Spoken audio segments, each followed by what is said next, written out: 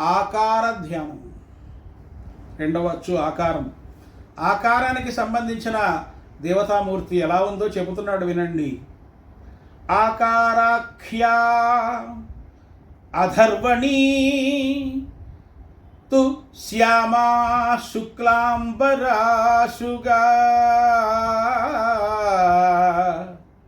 ధత్తే ఖట్వాంచ ఖేటం చ క్రమేణైవ వరాభయా.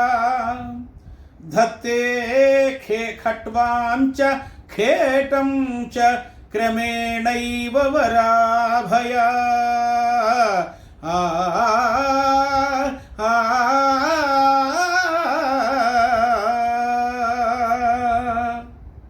ఆకారమూర్తి ఎలా ఉంది?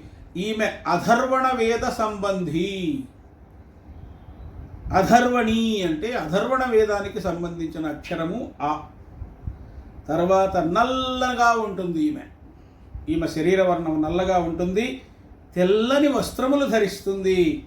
శీఘ్రగమన, చక్క చక్క చక్క చక్క చక్క వెళుతుంది.